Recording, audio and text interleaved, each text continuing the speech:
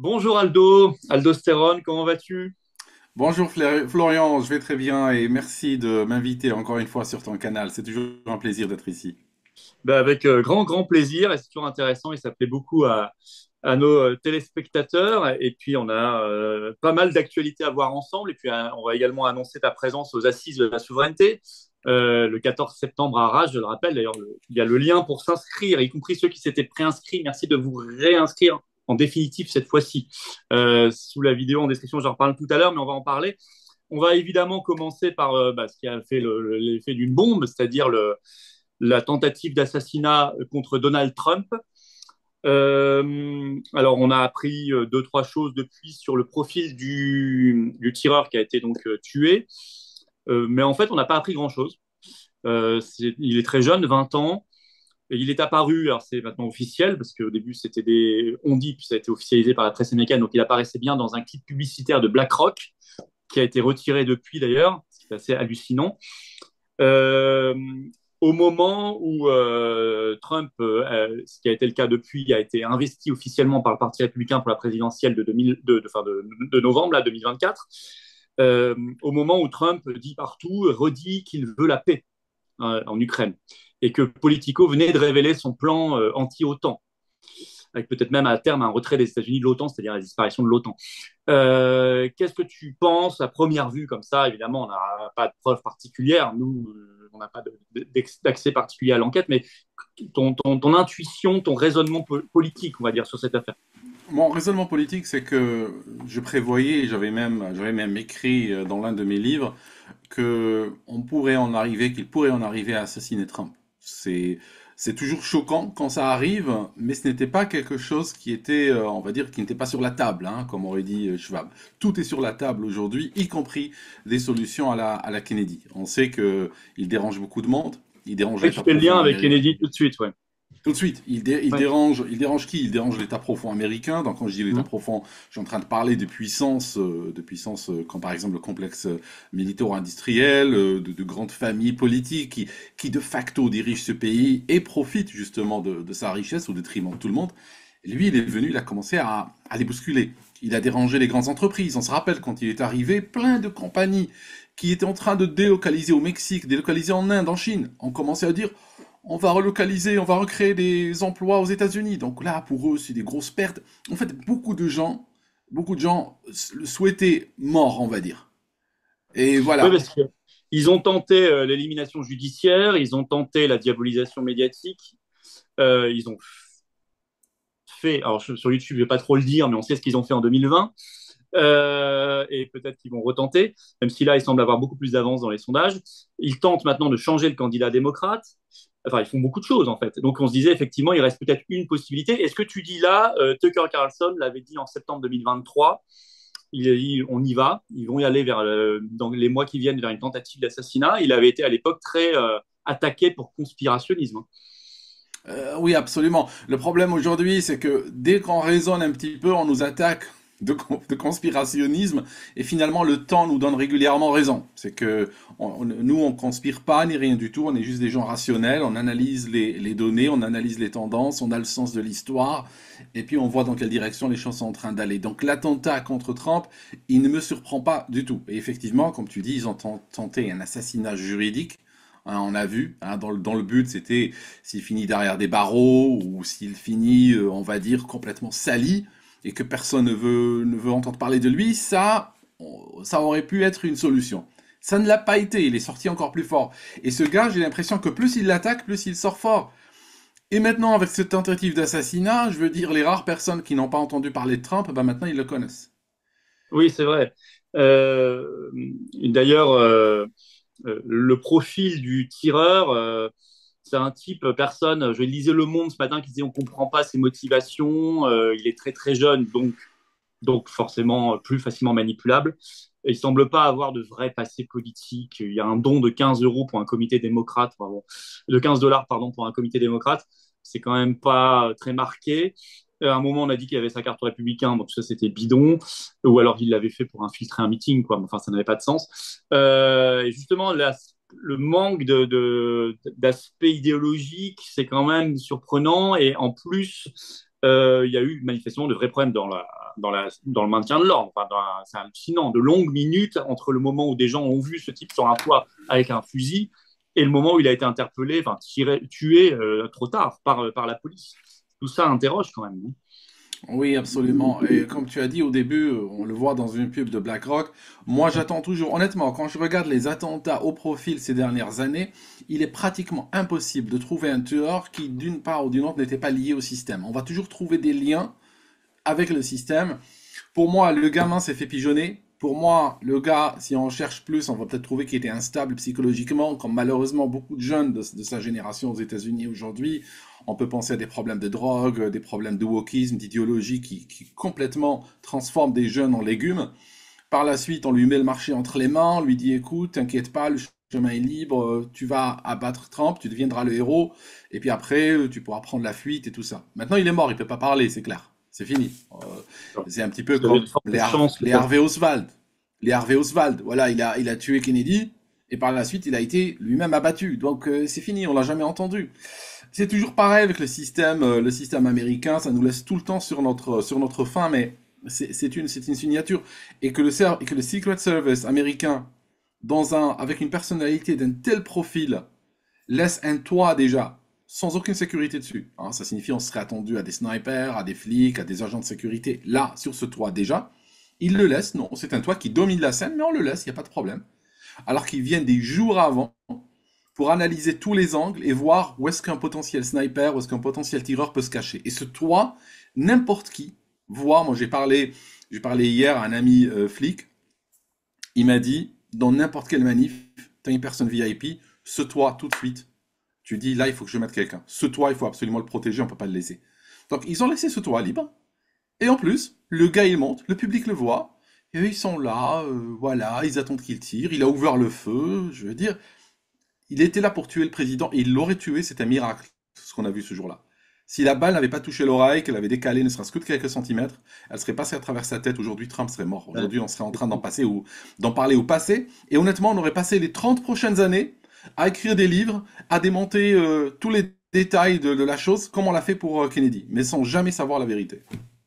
C'est vrai, d'ailleurs, pensons qu'il y a quand même un spectateur qui, lui, s'est pris une balle dans la tête et deux autres qui ont été grièvement blessés, n'oublions pas. L'incident d'ailleurs sur BlackRock qui en parlait, sa présence dans une publicité qui a été retirée.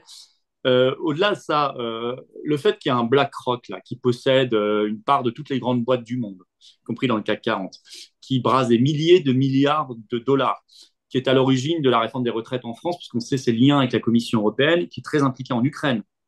Son PDG, il va souvent rencontrer Zelensky, tout ça. Comment, enfin, est-ce que c'est possible, même du point de vue des libertés et de la démocratie, qu'on laisse vivre un tel conglomérat sans le démanteler? Tu vois, il y a une époque dans l'histoire où il y avait des lois américaines de démantèlement de telles Mm. structures qui prenaient, parce que c'est pas qu'un problème même économique, ça devient un problème politique, parce que des structures qui brassent autant d'argent et autant d'influence, forcément deviennent mafieuses. Moi, c'est ce que je pense, je sais Oui. pas ce que tu en penses, mais Je suis absolument d'accord. On a vu une époque, par exemple, effectivement, les lois antitrust, ouais, c'est ça. ils ont été derrière Microsoft et d'autres compagnies.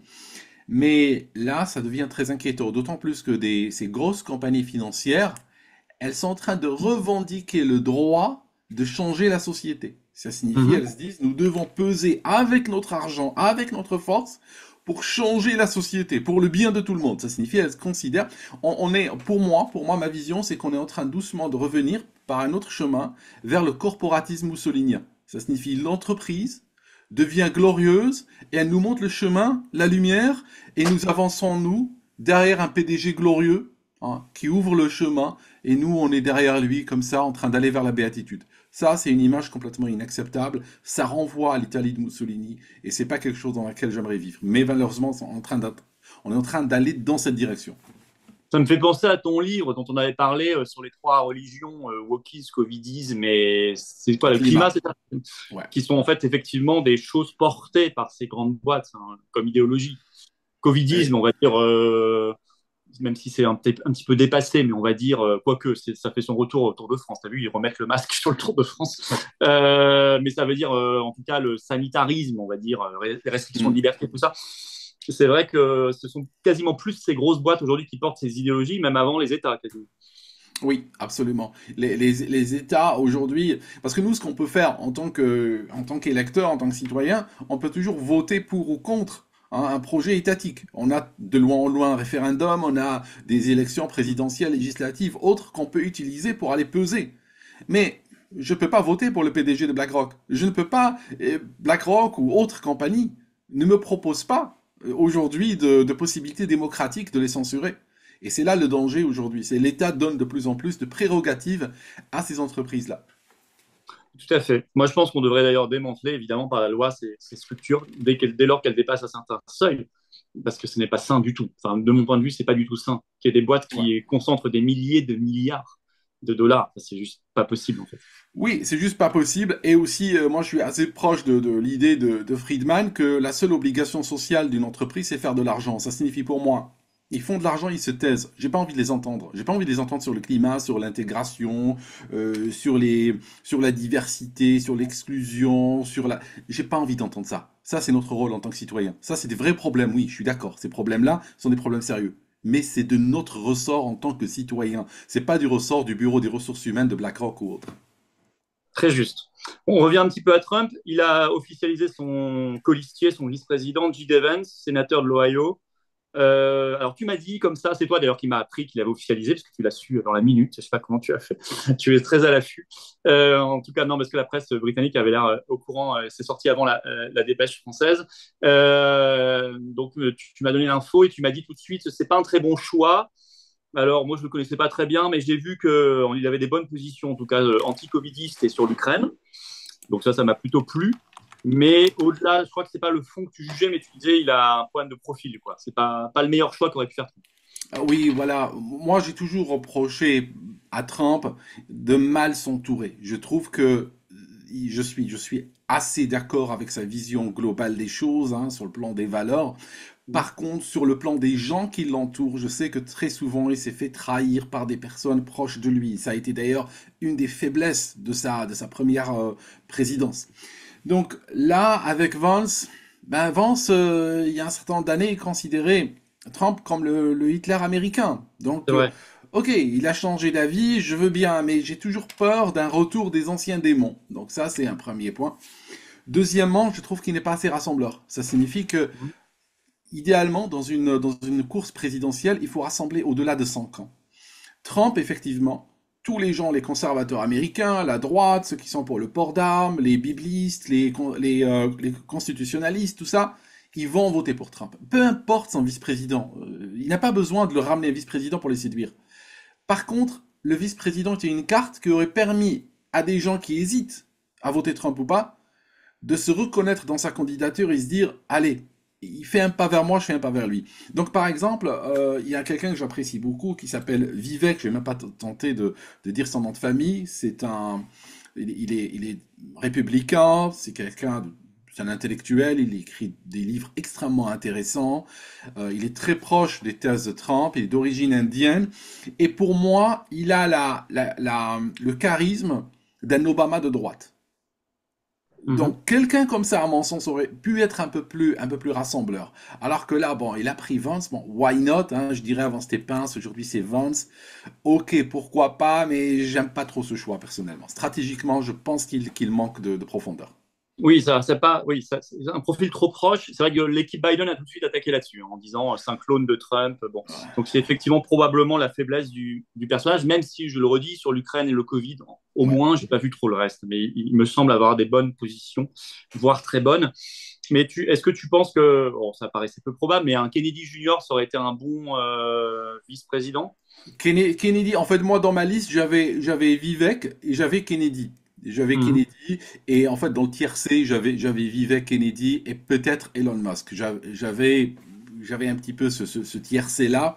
Et finalement, bon, il a shooté complètement en dehors, hein. Il est parti sur Vance, qui n'était pas dans mon radar, pour être honnête, hein. Mhm. Il n'était même pas dans mon top 10. Mais bon, voilà, il n'était pas dans mon top 10 à cause de justement, c'est pour moi quelqu'un qui était anti-Trump, même si je suis d'accord avec toi, il a des positions très raisonnables sur l'Ukraine et tout ça. Mais bon, Vivek aussi a des positions extrêmement Oui, raisonnables sur oui, l'Ukraine. oui, oui, Et Kennedy également, d'ailleurs. bien sûr. Et en plus, Kennedy, les Kennedy auraient été même meilleurs peut-être que Vivek dans le sens où la famille Kennedy, bon, le président JFK était un président démocrate. Donc Kennedy, c'est une manière peut-être d'aller caresser dans le sens du poil des démocrates modérés. Ça signifie des démocrates qui peuvent de temps en temps voter républicain. Je ne parle pas du noyau dur des démocrates qui eux voteront, ne changeront jamais. Mais un Kennedy dans l'équation aurait peut-être adouci un peu la carte Trump. Mais voilà. Après, est-ce qu'il aurait accepté? Ça, j'en suis pas certain. Euh, enfin, je parle de Kennedy. Mais de toute façon, est-ce que tu penses que Trump peut vraiment perdre maintenant, vu l'aura presque miraculeuse qui l'entoure depuis cette balle qui a frôlé sa tête, mais qui lui a blessé La balle l'oreille. l'a Mais renforcé. La balle l'a renforcé. Hein. La balle, elle allait soit le tuer, soit il sortait grandi. Le fait est que on a vu un homme courageux, on n'a pas vu un homme caché, s'accrochant au pied de ses. ouais, Voilà, hein, il a montré quand même une dignité, il a montré un courage. Ça me rappelle par exemple quand le prince Charles s'est fait tirer dessus. Hein, il est resté droit, digne et tout ça. Donc, on a quand même quelqu'un qui a su se montrer digne sous les coups de feu. Donc, il sort grandi. Oui, je suis d'accord. Alors, pour répondre à ta question, je vais te dire un truc. À la loyale, Trump gagne. Si on fait des élections demain et à la loyale, Trump face à Biden, Biden va même pas exister, quoi. Ça, il va le rayer de la carte. Maintenant, est-ce qu'aux États-Unis aujourd'hui, les choses sont en train de se faire à la loyale? C'est là la question, malheureusement. On a de plus en plus de violence politique, on a de plus en plus de corruption, de magouilles. Honnêtement, j'ai utilisé peut-être un mot un peu excessif l'autre jour sur Twitter, mais je vais le dire. Pour moi, on est en train d'aller vers un failed state. mhm. Ce qu'on est en train de voir aux États-Unis, si un État africain était géré par un sénile, si l'État était en déficit, s'il y avait de la violence, si on était en train de tirer sur des candidats à des élections, le monde entier aurait dit, et à juste titre, mais c'est un failed state. Il faut envoyer des observateurs internationaux, il faut envoyer des casques bleus, là. Et les États-Unis, c'est l'image qu'ils renvoient aujourd'hui. Un Donc, État failli. Ouais. un État failli. Donc maintenant, est-ce qu'ils vont faire les élections de manière hein, à la Coubertin? Dans ce cas-là, oui, Trump gagne. S'ils vont continuer à flinguer, s'ils vont continuer à tirer, s'ils vont continuer à manipuler, tout ça, ben, tout est ouvert aujourd'hui, malheureusement. On peut Ouais, rien ouais, dire. donc autant mettre toutes les chances de son côté, effectivement, dans ce contexte chaotique. Tu parlais justement de Musk, ça tombe bien, je voulais aborder aussi ce sujet-là. Tu as vu qu'il avait balancé l'accord, je le cite, hein, l'accord secret et illégal que la Commission européenne lui aurait proposé. En gros,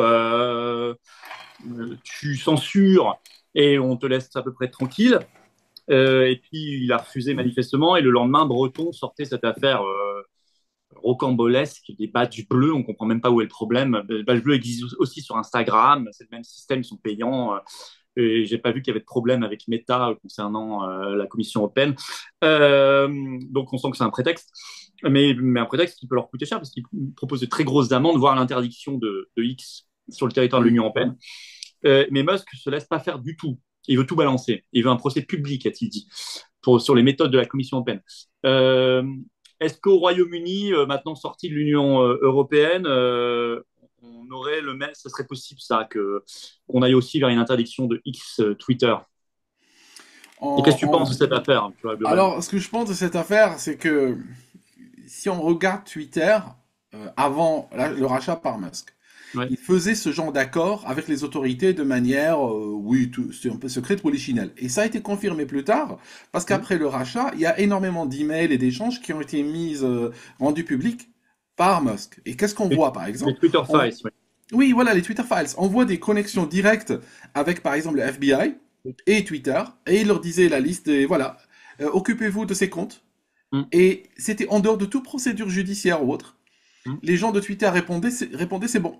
Et c'est comme ça qu'on avait le shadow ban, on avait les comptes qui disparaissaient du jour au lendemain, tout ça, pour des raisons purement politiques. Ils ont même supprimé des comptes satiriques à l'époque. Et la relation entre les censeurs de Twitter et les diverses agences étatiques était tellement bonne qu'ils se souhaitaient même bon anniversaire, ils s'invitaient à des mariages, tout ça, parce qu'on voyait du personnel aussi dans les emails. Et en fait, l'Union européenne souhaitait justement le même type de relation avec Musk. Et je suis sûr que ils le font avec les autres, hein, parce que Musk, il met la chose sur la table. Mais qu'en est-il des autres? Et ils exercent, c'est parce qu'ils permettent justement, ils ont des canaux VIP aux autorités, pour qu'on puisse censurer justement le débat, pour qu'on puisse cacher certaines informations, mettre sous les yeux des gens d'autres informations, parce que ils font déjà ça avec les médias traditionnels en réalité. Il y a une OPA sur les médias traditionnels. Les médias traditionnels, c'est très simple. Soit on les rachète, on leur met de l'argent sur la table, on les subventionne, et après ils savent hein, qui est leur maître, et donc ils vont Mhm. obéir. Voilà. Ou bien on n'arrive pas à les contrôler. Et à ce moment-là, bon, l'interdiction tombe. On leur interdit la fréquence, on leur fait tomber dessus le CSA, on leur trouve, Bah justement, ouais. voilà, Ouais. des trucs comme ça, des classiques. Donc il faut absolument contrôler. Parce que en Europe, on a entre guillemets une sorte de démocratie. Ça veut dire quoi? Ça veut dire que bon, le peuple vote librement, mais il va falloir lui dire comment voter. Il va falloir quand même le préparer, le travailler mentalement pour que quand il ira aux urnes, il vote pas pour son intérêt, mais il vote pour l'intérêt de l'oligarchie. Donc l'oligarchie a besoin de pouvoir lui murmurer à l'oreille. Mais alors, il faut contrôler les canaux de ce murmure-là. Et Twitter on est, hein, et pas des moindres malheureusement. Donc on risque de voir une situation où Twitter sera interdit un jour en Europe et il faudra peut-être utiliser un VPN et tout ça. Mais ça, malheureusement, le VPN, c'est pas le, on va dire, c'est pas pour tout le monde. Oui, C'est pas si simple. Oui, c'est c'est pas voilà. si simple et puis c'est quand même totalement anormal. Et justement, je te demandais si c'était possible au Royaume-Uni parce que je rappelle Hmm. que tu habites à côté de Londres au Royaume-Uni. Donc, est-ce que maintenant qu'ils ont fait le Brexit, est-ce que ce serait possible, puisqu'ils ne sont pas soumis au règlement européen DSA, de fait? Et tu parlais des médias à juste titre, puisque tu as vu qu'en France, il y avait en ce moment les auditions par l'ARCOM de C8 et CNews pour la reconduction de la fréquence ou pas. Il y a une pétition qui a été lancée par la bien-pensance pour l'interdiction de C8 et CNews, qui est relayée par tout le petit milieu. Et on a vu l'ARCOM très, très offensif, comme on les voit jamais, hein. Normalement, c'est des hauts fonctionnaires assez timorés. Là, ils ont été très offensifs contre C8 et CNews, ce qui me laisse penser qu'ils le font sur ordre. Donc, je pense qu'il y a un vrai risque, même si je trouve que C8 et CNews, oui, il y a un peu plus de pluralisme. Enfin, ils vont pas très loin non plus dans la remise en cause du système, faut quand même pas exagérer. Mais c'est vrai qu'il y a un peu plus de pluralisme qu'ailleurs, faut le reconnaître. Et on a vu une ARCOM très offensive. On voit cette pétition, on voit cette pression de l'Union européenne contre les réseaux sociaux. Quand même, tout ça, ça nous différencie d'un, même si c'est pas parfait, c'est pas le paradis, mais ça nous différencie du Royaume-Uni quand même. Ça me semble impossible, ça. Absolument. Au Royaume-Uni, on a toujours, même si la bien-pensance règne en maître aussi, mais on n'ira pas jusqu'à interdire un journal ou une chaîne de Mm. télévision parce que voilà, parce qu'on n'aime pas ce qu'ils disent, hein. On a cette tradition de pluralité. Moi, quand je regarde le journal le matin, quand j'arrive sur les stands des journaux, je reconnais le journal de gauche, je reconnais le journal de droite, je reconnais le centriste à leur titre. C'est clair, on n'a pas la même voix, alors que lorsque j'arrive, par Vous avez exemple, même des journaux, excuse-moi, mais vous avez même des journaux anti-européistes, ce qui n'est pas oh possible en oui, France. ah oui, absolument, des journaux anti-européistes, des journaux très offensifs, parce que bonne partie de ces journaux vivent avec le lecteur. Hein, Mm. ils vivent pas avec la subvention. Ils vont pas téléphoner au ministère pour obtenir l'argent. Ils sont obligés de travailler pour le lecteur. Donc chacun a sa niche de lecteur, hein, peu importe la position de ce lectorat, mais ils sont obligés de servir ce lecteur. Sinon, le lecteur se désabonne, sinon le lecteur n'achète pas, et puis ils sont foutus. Donc on a cette pluralité qui malheureusement n'existe pas, parce que moi je prends des fois l'avion, je transite par Paris ou par Charles de Gaulle ou autre, je regarde les stands des journaux francophones, je veux dire c'est assez choquant. Pourquoi ne pas les rassembler tous en un seul journal? Moi je dis, créons le journal, voilà, le journal, l'organe officiel de l'État, et puis qu'on mette tout le monde ensemble dans un seul bâtiment, voilà. La vérité, quoi, on pourrait l'appeler. Ou voilà, la vérité, ou bien on Ça dira a en déjà russe existé. Ça a la déjà existé. pravda. La Voilà. pravda en russe, c'est ça, hein, La vérité. c'est l'organe du politburo, quoi. C'est comme ça. Les commissaires politiques regardaient, même la météo, hein, il fallait faire gaffe, hein. C'est ça. Donc, on va devoir mettre un VPN pour s'identifier au Royaume-Uni si jamais X est interdit, c'est ça? Ouais, Ou en- mais le problème, c'est que dès qu'on commence à parler de VPN et tout, ça ne deviendra pas grand public. Parce que l'important, c'est que ça devienne grand public. C'est-à-dire que il y a plein de gens avertis qui peuvent utiliser des VPN, qui peuvent aller sur le dark web, qui peuvent trouver des sites interdits, tout ça. Il n'y a pas de souci. Mais malheureusement, ça va rester une niche. Donc, il deviendra une niche. Sa portée ne sera plus la même qu'avant. Ça signifie on sera un peu entre nous, entre guillemets. Ça signifie on n'aura que des convaincus. Mais le grand public, il sera plus touché par ça. Il ira sur Facebook, on lui racontera des vérités entendues. Voilà. Ou C'est le sur risque. BFM TV. Ou sur BFM TV, voilà. Bon, on va essayer de faire en sorte que ce cauchemar ne se produise pas, mon cher Aldo. On va- Espérons. on n'en est pas encore là, mais bon, il faut se battre. Il faut en tout cas être averti et alerter les gens. La meilleure manière de résister, c'est déjà d'être au courant, parce que quand on n'est pas au courant, on Oui, peut pas. mais j'ai beaucoup aimé quand les Européens se sont approchés de Musk, d'Elon Musk, pour lui parler. Il leur a répondu sur Twitter, il a dit on parle ici. Ils ont dit non, on parle en privé. Non, non, vous ne parlez pas en privé, vous me parlez ici en public. Et je suis d'accord avec lui. La démocratie, c'est la transparence. On doit parler en public. Le public a le droit de savoir. Le Mais eux, ils forum. voulaient un forum public. Eux, non, non, ils voulaient juste entre nous, comme ça, ils peuvent mettre des pressions, des menaces, de l'argent potentiellement sur la table, tout ça et obtenir un accord. C'est pas possible, ça. C'est des méthodes du RSS. Excellent. Euh, un point quand même sur la France, les tractations absolument pas passionnantes pour la formation d'un gouvernement. Deux petites questions. Euh, on voit le NFP, Nouveau Front Populaire, en train d'exploser. Alors, honnêtement, pour ceux qui ont suivi ma chaîne, c'était absolument évident parce que ils veulent aller vers l'accord, large coalition centrale, PS, Vert, macroniste, LR. Et donc, le NFP, bah, il y a un problème, c'est LFI. Et donc, LFI semble découvrir que le PS leur fait un sale coup derrière. Tu penses que tout ça, tu penses qu'ils sont vraiment naïfs, parce que c'était évident, ou alors tu penses que c'est que du théâtre de A à Z, tout ça.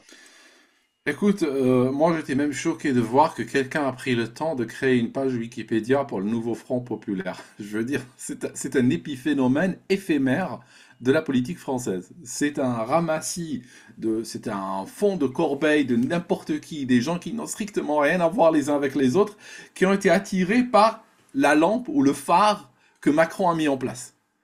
Et moi, j'admire des mouvements comme par exemple les Patriotes, comme un mouvement qui sont restés en dehors de tout ça parce que c'était clairement un traquenard politique. Les gens ont commencé à se trahir les uns les autres, ça tournait au grotesque. Et honnêtement, moi, quand je vois des gens se trahir les uns les autres, la question que je me pose, c'est combien de temps mettront-ils à trahir leurs électeurs si jamais un jour ils avaient des responsabilités importantes? Ça, c'est une question aussi qui doit se poser. Et voilà, j'ai l'impression que Macron, ben, finalement, il a sa grenade dégoupillée, elle a fonctionné. Là, c'est des mouvements aujourd'hui qui sont en train de se déchirer, ils sont en train d'exploser de l'intérieur. Il sort gagnant de cette histoire, le gars. Il sort vraiment par le haut. Donc, on va voir, mais c'est trop instable pour le moment. Il est très très difficile de savoir ce qu'il y aura dans les 4 prochaines heures. Mais le mouvement, pour moi, est en train d'exploser, absolument en train d'exploser. Tu as vu d'ailleurs que le PS, les Verts et le PCF proposaient pour Matignon Laurence Tubiana. Alors, on va quand même rappeler, pour ceux qui la connaissent pas, elle n'est pas hyper connue, c'est elle qui a dirigé la Convention citoyenne sur le climat récemment. Là. Elle est depuis 2007 dirigeante de la Fondation européenne pour le climat. Enfin, je le dis en français, mais c'est un truc anglo-saxon. Tu vas sur la page sponsoring, partners, funding, tout ça, et tu vois Rockefeller, enfin tout ce que voilà. Elle est régulièrement à Davos, elle a le badge de Bill Gates, là, le truc qui porte tout le temps. C'est une ancienne de la LCR, donc on sait, dans sa jeunesse, mais ça, il y en a eu beaucoup, donc on sait qu'elle est anti-nationale, parce que le CR, c'est vraiment un ferment très anti-national. Puis ensuite, elle est devenue grande bourgeoise, gauche caviar, bon, c'est un parcours classique, hein. Très mondialiste, et elle est très climatiste, tout ça, et elle est proposée par ceux qui se disaient du nouveau Front populaire. Non, mais c'est. Et Macron voulait la nommer déjà à Matignon en 2020, quand même. Non, mais là, on est quand même dans un niveau de. On prend les gens. Je sais même pas comment les gens peuvent encore continuer à adhérer à tout ce système, quoi. Tellement les gens se moquent d'eux ouvertement. Les Ah partis se oui, moquent. et il se moque d'eux absolument ouvertement. Et le climatisme, il faut le rappeler quand même, d'après même Monsieur Edendorfer, le Otmar Edendorfer, il disait que le climat, juste pour rappeler, n'est pas un projet écologiste, ça n'a rien à voir avec l'écologie. D'ailleurs, c'est les papes même du climat qui le disent, mais c'est un projet économique. Quand on va dans les COP, on ne parle pas d'écologie, on parle d'économie. Ça signifie, on parle de redistribution de richesses. On parle de pays Mhm. qui seront gagnants et de pays qui seront perdants. Je rappelle que la France fait partie des pays perdants. Ça signifie Mhm. que la France doit On a- renoncer, voilà, à une partie de son industrie, de sa production, de son évolution et tout ça, et même de son confort de chaque citoyen. On a vu déjà la police du climatiseur, demain on aura la police du chauffage, on va interdire les ah, voitures, hein. voilà. Ça touche aux libertés. Ça touche aux libertés individuelles, ça signifie, voilà, demain on peut vous dire, bon, le frigo c'est interdit, on peut vous dire, les voyages c'est interdit, il y a des appels déjà pour limiter le nombre de vols que peuvent faire les gens dans une vie, hein. On va te dire, Euh, bon, voilà, t'as un quota de 2 vols, après, bon, c'est fini, hein, t'as fait 2 vols, un oui. aller-retour, t'es parti à Ibiza, c'est terminé, quoi. Oui, et puis même posséder des animaux de compagnie, le passe carbone, il y a beaucoup de choses. Beaucoup, beaucoup. Voilà, donc de plus en plus de restrictions liberticides. Moi, juste, j'aimerais vous dire une chose, parce que l'occidental baigne dans cette hystérie climatique. Rien qu'aujourd'hui, j'ai pas le journal là sur la table, on nous a dit que nos médecins généralistes vont commencer à nous parler de climat au Royaume-Uni. Ils ont reçu de l'ordre de nous parler de climat. Ça signifie, quelqu'un arrive chez eux, ils doivent dire, ah oui, mais monsieur, vous avez une anxiété climatique. Voilà. Donc, ça veut rien dire, mais voilà, il faut mettre le climat partout. Et, Et pendant ce temps-là, on oublie d'ailleurs la vraie écologie, hein. On ah, la parle plus de vraie la écolo. Ah oui, pollution, mais la vraie écologie. tout Mais, ça, on n'en mais, parle mais plus. la... On n'en Pollution, parle les plus. animaux, la flore, la faune, tout ça, on n'en parle plus. C'est terminé. Je vais peut-être donner juste un exemple qui est dans un de mes livres va sortir dans quelques mois, quelques semaines. Cet exemple, on est dans les années 2010, on est en Irlande du Nord. En Irlande du Nord, on a voulu que, pour le climat, on a voulu qu'on réchauffe avec du bois, des pellets de bois. Parce Mhm. que, voilà, c'est plus climat friendly. Ce qu'on a fait, on a commencé à les subventionner. On a subventionné les business qui se chauffaient aux pellets de bois. Sauf que les subventions qu'on a données étaient supérieures au coût d'achat des pellets de bois. De sorte que des entreprises ramenaient des camions, des semi-remorques, pleins de pellets de bois, les brûlaient à l'air libre, les brûlaient dans des granges, des hangars vides, et puis allaient toucher des subventions. 98% des dossiers étaient acceptés. Même sur le niveau politique, ils ont même commencé à s'appeler et à dire à leurs copains, écoute, tu sais quoi, va acheter des tonnes de pellets de bois, fais un dossier, on va te l'approuver. 500 millions de livres sterling, à Londres, quand ils ont vu la facture, un demi-milliard, pour un demi-milliard de livres sterling, hein, ont été brûlés dans un pays où on a de gros problèmes, à l'air libre, juste pour le climat. Donc le climat est une véritable escroquerie. Fondamentalement, c'est une escroquerie économique qui fait les poches aux peuples occidentaux et qui aussi détruit leur liberté. D'ailleurs, Trump, c'est ce qu'il disait. Trump, pourquoi à son époque, il était très critique. Il n'allait pas au COP ni rien parce qu'il disait, lui c'est un businessman. Il dit, mais je regarde ça. Les États-Unis n'ont rien à gagner là-dedans. Vous êtes en train de me dire qu'on doit donner nos richesses à la Chine, on doit les donner à l'Inde, on doit les donner à d'autres peuples, mais c'est pas possible, ça n'arrivera jamais ça. Mais, sauf que en France, par exemple, on a des climato-hystériques qui sont contrôlés par des forces, justement, qui ne sont pas du tout françaises, hein, qui sont des Mhm. forces mondialistes que tu as citées. Et bien sûr, pour eux, la France, avec son épargne, avec son économie, avec ses richesses, bah, c'est un pays qu'on convoite, hein. Aujourd'hui, on va plus convoiter le pays africain pour essayer d'avoir une mine de manganèse ou une mine de fer, non. Aujourd'hui, on convoite des pays beaucoup plus riches, comme la France, et on peut les saigner pour pouvoir enrichir des oligarchies mondialistes. Oui, tout à fait. La question de l'épargne revient souvent. Et je précise évidemment qu'on peut avoir et qu'on est favorable à une vraie politique environnementale, écologique. On ne veut pas vivre dans un univers pollué où on mange mal, etc. Mais justement, si on s'éloigne de cette hystérie, on pourra se concentrer sur les vrais problèmes écologiques et notamment lutter contre le libre-échange, qui est le premier problème de pollution dont plus personne ne parle parce qu'il fait les affaires des mondialistes. Tu parlais justement de faire l'épargne, la poche des Français, leur épargne, tout ça. C'est un sujet dont on va parler aux assises de la souveraineté le samedi 14 septembre toute la journée à Arras. L'inscription, même si vous êtes préinscrit ces dernières semaines, inscrivez-vous définitivement. La vraie inscription, c'est en lien sous la vidéo en description maintenant. Et tu seras là. Quel bonheur. Absolument, avec plaisir. Je serai là, je vais pouvoir parler, échanger, débattre et bien sûr rencontrer le maximum de personnes comme la dernière fois à Arras. C'était franchement quelque chose qui m'avait beaucoup ému, qui m'avait beaucoup touché parce que j'ai rencontré énormément de Français et je tiens à dire que chez les Patriotes, j'ai vu des gens de toutes les classes sociales, de toutes les origines ethniques. J'ai vu des profs, j'ai vu des fonctionnaires, j'ai vu des flics, j'ai vu des militaires, des retraités, des actifs. J'ai vu des gens d'origine marocaine, d'origine algérienne, d'origine polonaise, des gens qui sont peut-être français depuis les croisades. J'ai vu de tout et tout le monde était réuni dans la paix, dans le respect mutuel, dans une ambiance qui était très porteuse, très positive. Honnêtement, moi, ça me boostait, ça m'a rechargé mes batteries parce que je me suis dit, ça vaut la peine de se battre parce qu'il y a encore des gens qui y croient. Bah, écoute, on est ravis. Puis tu auras de nouveaux profils qui seront là, puisque Idriss Aberkan sera là, Tom Benoît sera là. Parmi les nouveaux, hein, il y en a beaucoup aussi qu'on avait déjà vus. Et puis on a invité toutes les forces politiques. Jean-Frédéric Poisson sera là. On a invité, là, les invitations sont parties hier, invitation papier pour toutes les forces politiques souverainistes. Tu auras l'ouverture des cahiers de projet où les gens pourront venir directement, ce qui n'était pas le cas l'an dernier, puisque c'était un congrès, là, c'est vraiment les assises de la souveraineté, participer, enrichir le projet d'eux-mêmes. Il y aura en permanence sur scène l'engagement, rassemblement, que les gens, très simple, pour que ce soit pas un frein. C'est quelques grands engagements, un réflexe de rassemblement des souverainistes, et les gens, après leur intervention, pourront décider de le signer ou pas. J'espère que la plupart le signeront. Et ça sera sur scène toute la journée, comme ça on verra à la fin le bilan des signatures. Enfin vraiment, voilà, on veut créer ce bloc souverainiste, on veut maintenant avancer. C'est terminé toutes ces histoires, il faut avancer, unir, rassembler. Et très précisément, ça va être une très grande et très belle journée. Donc je suis ravi que tu sois là. Je vous invite tous à vous inscrire dès maintenant. Bien évidemment, station Cara, c'est facilement accessible par des trains, voilà.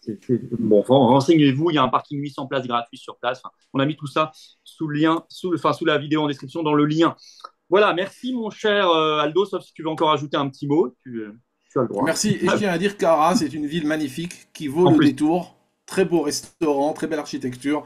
C'est un endroit absolument à visiter. Eh bien, écoute, c'est tout à fait vrai. Merci. En tout cas, on t'y retrouvera et peut-être d'ici là sur la chaîne. Vu l'actualité, tout est possible. Et puis, j'invite tout le monde évidemment à suivre tes chaînes YouTube. Aller voir notamment un dernier reportage sur ta chaîne Aviation sur la mission Apollo 1, enfin, qui a été rebaptisée après coup Apollo 1. Passionnant comme tout le reste. Et puis, tous tes réseaux sociaux, il faut les suivre et acheter tes livres qui sont en vente où? Sur Sur, Amazon. sur Amazon, mais on en trouve aussi, certains titres sont disponibles chez TV Liberté. Et puis tu les auras peut-être pour les assises. Profites-en si tu veux faire quelques dédicaces. Absolument, ben, je ramènerai un petit carton. Voilà, super. Voilà, merci mon cher Aldo. Je te souhaite une excellente journée. À Merci à bientôt. toi aussi, à bientôt.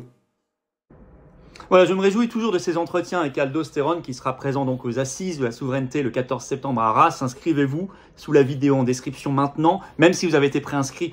C'est la vraie inscription là. Allez-y, ne tardez plus. Et puis, il y aura beaucoup de monde. Et tous les jours, j'annoncerai les intervenants qui viennent. Il y en aura toujours de nouveaux. Merci de partager la vidéo, de vous abonner à cette chaîne par un petit clic en dessous sur s'abonner. C'est très important. Ça aide énormément à la diffusion de ces vidéos. Vous le savez, je vous en remercie. Bien évidemment, un petit clic gratuit pour vous. Les vidéos sont mieux recommandées. Et je vous attends. Merci pour Aldo pour ses mots sur la liberté, sur l'état profond, ses vérités, sur les tambouilles politiciennes françaises, sur l'avenir, sur le Frexit, la réussite du Brexit. Voilà, merci de partager cette vidéo parce que ça porte que des bonnes nouvelles et voilà, une vérité, un projet pour l'avenir. Et il est là, ce projet. Adhérez dès maintenant. J'ai besoin de vous. Vraiment, j'ai besoin de vous. Je vous le dis régulièrement parce que c'est vrai. Et parce que si vous n'êtes pas là en adhésion, réadhésion ou en don au mouvement, on ne peut plus rien faire. Voilà, sachez que nous, on n'a pas d'aide des banques. Vous vous en doutez. Mais on n'a pas un centime d'aide publique non plus. Et depuis la dissolution des législatives, on avait une petite aide publique parce qu'on avait été candidat en 2022 dans 400 circonscriptions, qu'on avait fait le nombre de voix nécessaires, mais on n'a plus rien du tout. Voilà, plus rien.